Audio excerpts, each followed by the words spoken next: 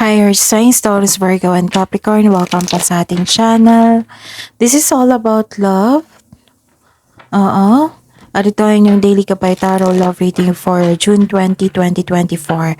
Para po ito sa lahat ng single, kay crush, sa may relasyon, buhay mag-asawa, friends and family connection. Please be reminded kung nakaresonate kayo, comment down. Kung hindi kayo nakaresonate, ibigay niyo po sa iba kasi channel reading po ito. Please like, subscribe, and click bell button for notification para updated po kayo sa daily tarot love reading natin. Maraming salamat po.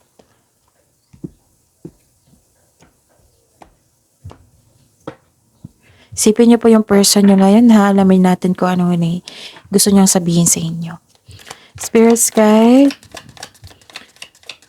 Ano po ang gustong sabihin ng person ni Taurus, Virgo, and Capricorn? Ngayon, June 2024.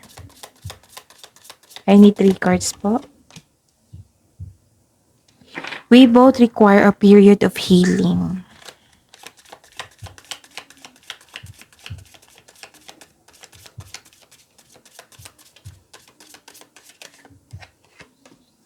I have to deal with my pain to be able to open my heart to love again. Itong person nyo, magkaroon ng trauma sa nakaraan. Kasi healing process siya ngayon eh. And this person is not available sa bagong pag-ibig kasi nasaktan siya.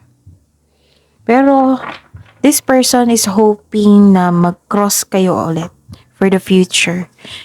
Kasi siguro this is naintindihan ko rin kasi kung mag-go siya sa itong desire niya. Kasi desire niya, gusto niya magtagpo kayo ulit eh. Sa future. Gusto niyang ayusin eh, para maging fair enough din sa inyo, fair din sa kanya. Gusto niyang ayusin yung sarili niya. Nagkaroon siya ng trauma before or may gusto siyang patunayan sa kanyang sarili or ayusin niya kanyang sarili, ganon. Nasa healing process po itong taong ito.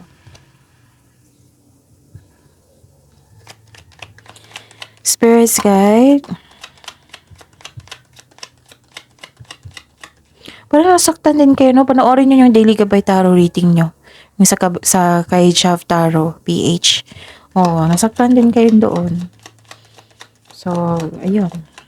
Kamusta po ang energy ni Taurus, Virgo, and Capricorn ngayon June 20, 2024 sa love life nila? Kahit panoorin nyo yung mga reading kahapon or the other day, may same pa rin yung mensahe.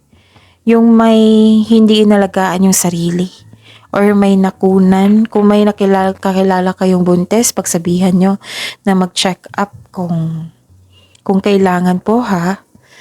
Tapos, most of you, hindi nalagaan yung sarili. Parang babad sa emotion. So, you're both, ikaw nasaktan siya, nasa healing process pa. May nag-cut off of communication dito kasi may away nagganap. Oo. Parang nangyari na ito sa nakaraan ha. Naisip-isip nyo ngayon. Nakikita ko dito na sa mga single dito, don't worry. Kasi may parating na romantic partner na nakalaan sa inyo. Hindi ko lang alam kung soulmate ba ito or karmic relationship. Basta po may parating na para sa inyo. Excited kayo dito. Sa lahat ha, sa buhay mag-asawa, sa mga single, magkakaroon kayo ng date ngayon. Parang may celebration or nag-invite sa inyo ng event. May travel po.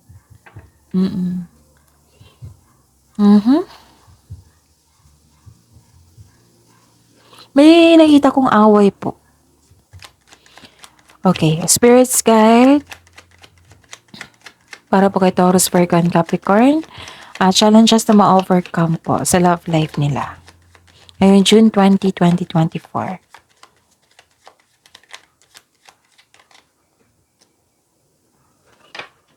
Magkakaroon ng justice.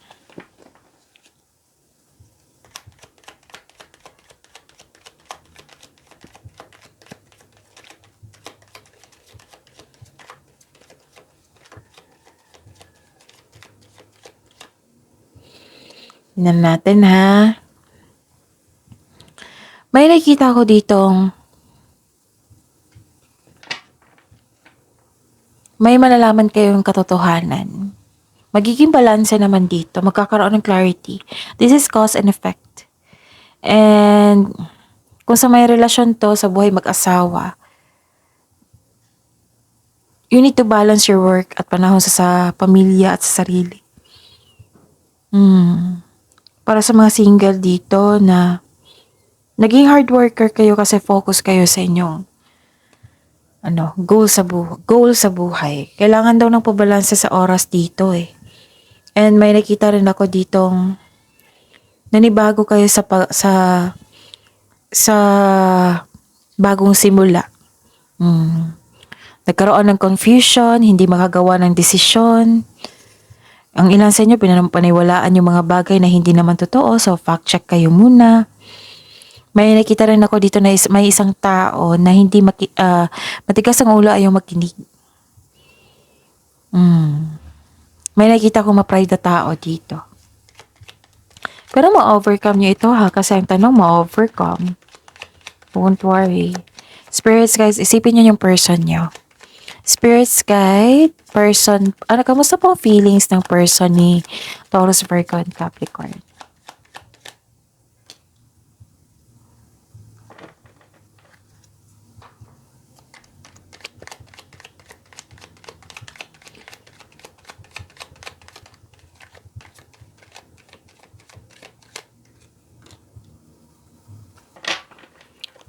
Okay. May nakita ko ditong, kamusta ang feelings niya ha? May nakita ko ditong conflict. So this is a clarification of your energy and energy din niya, feelings din niya. Nagkaroon ng conflict, nagkaroon ng away. May nakita kong pag-give up, iniwan, paghihiwalay, argument, yung sobrang gulo, tapos iniwan. It might be siya yung nang-iwan or siya ang iniwan. Okay? And nakikita ko rin dito na yun, nagkaroon ng sadness. Nagkaroon ng trauma, nagkaroon ng sadness. Kaya nga, this is a connection of gusto niyang sabihin sa inyo na nasa sa period siya ng healing. Nasa healing process po siya.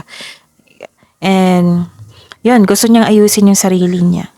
And, this person is hoping na magkita kayo ulit in the future, in the near future. So, that is your reading. See you tomorrow. Please like, subscribe, and click bell button for notification para updated po kayo sa daily tarot reading natin. Maraming salamat po.